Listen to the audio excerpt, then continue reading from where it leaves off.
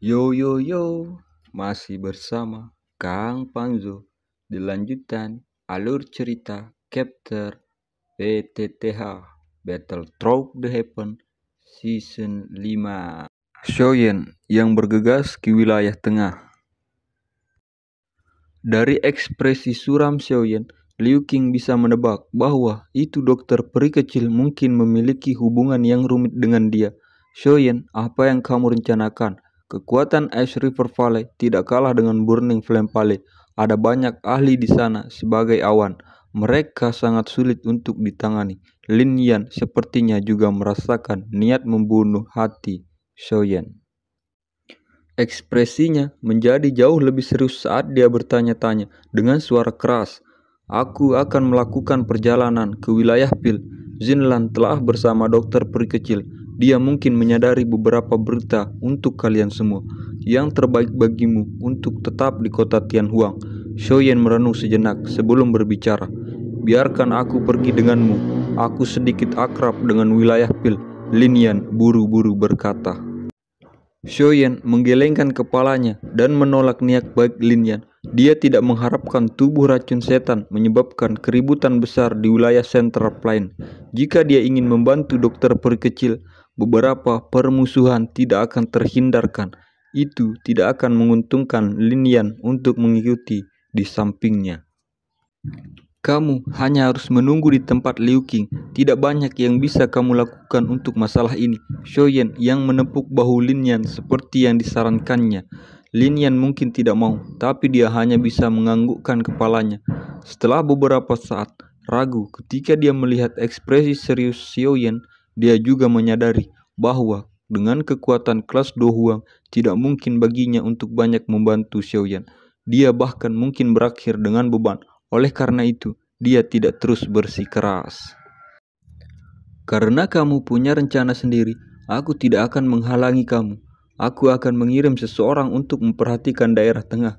Jika aku benar-benar mendapatkan berita tentang dokter peri kecil, aku akan memikirkan cara untuk menyampaikan kepada kamu. Liu Qing merasa sulit untuk berkomentar tentang apapun ketika dia melihat bahwa Shoyen sudah memutuskan. Kapan kamu bersiap untuk pergi? Liu Qing bertanya. Shoyen menjawab dengan suara yang dalam. Saat ini, dia tidak menyadari apakah dokter peri kecil itu hidup atau mati. Dia benar-benar tidak ingin tinggal di tempat ini lama. Liu Qing melebarkan mulutnya ketika dia mendengar ini. Dia hanya bisa tersenyum pahit dan mengangguk. Baiklah, aku akan segera meminta seseorang untuk mengatur Warhawk untukmu. Dia memberi isyarat dengan tangannya. Setelah mengatakan ini dan memanggil penjaga, setelah itu Liu Qing dengan lembut mengeluarkan beberapa instruksi penjaga dengan cepat mundur. Liu Qing memandang penjaga yang telah keluar sebelum menoleh. Dia dengan sungguh-sungguh memberitahu Xiaoyan. Setelah mendengar kata-kata ini, senyum muncul di wajah suram Xiaoyan. Dia mengangguk sedikit meskipun dia sadar bahwa itu tidak mungkin situasi semacam itu terjadi. Haruskah dia benar-benar berakhir dengan masalah yang tidak bisa dia selesaikan? Sepertinya dia hanya akan membawa masalah ke klan Liu dengan menuju kota Tianhuang ini. Selain itu, tidak akan ada gunanya. Shoyen menerima perahu berwarna perak seukuran telapak tangan Liu Qing di depan Warhawk. Setelah itu, dia menangkupkan tangannya kepadanya dan berkata sambil tersenyum, "Setelah aku menyelesaikan masalah ini, aku akan kembali ke kota Tianhuang jika aku punya waktu. Masih ada 5 hari perjalanan dari sini ke wilayah tengah." Liu Qing tersenyum. Setelah itu, dia menepuk pundak Xiaoyan dan berkata, "Hati-hati. Selain itu, jangan mempermalukan Akademi Jianan.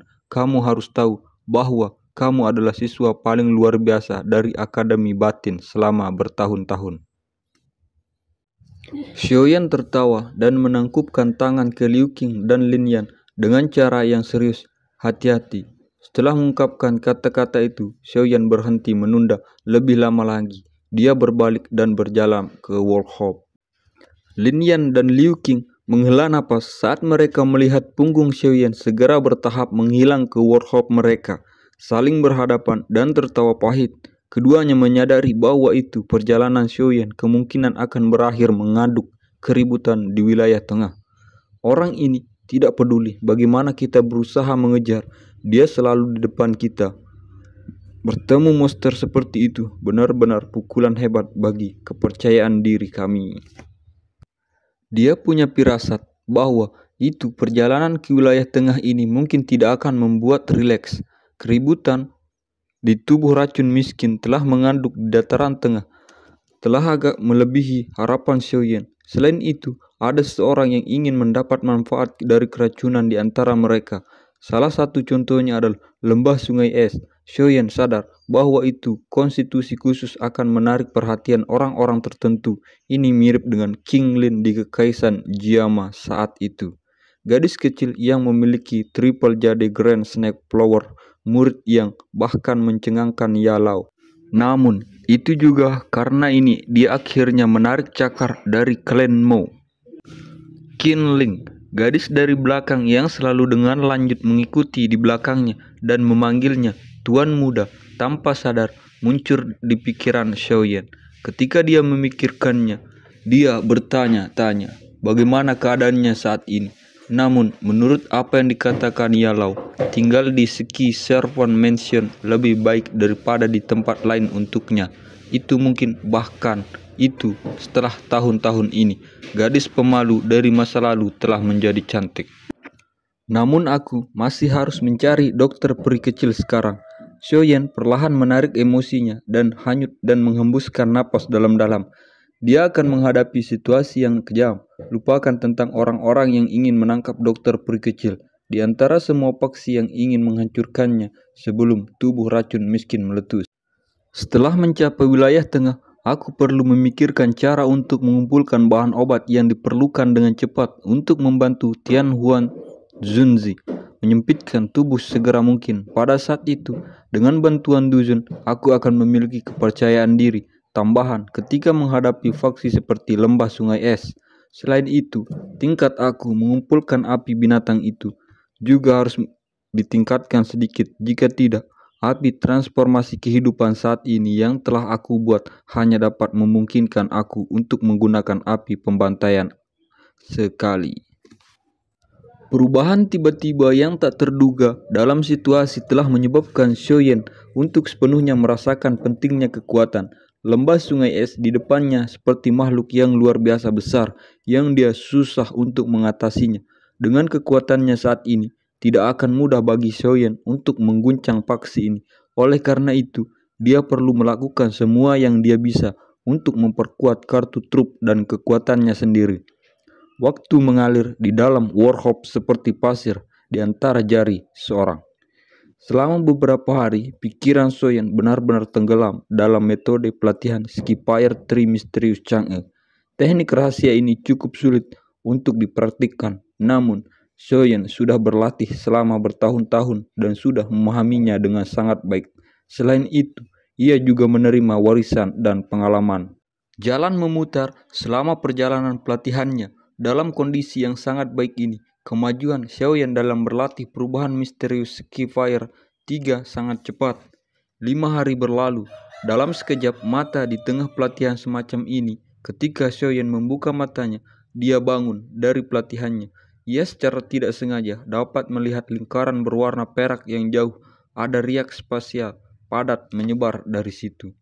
Apakah aku akan mencapai? Tinju Xiaoyan tiba-tiba menegang saat dia melihat lingkaran.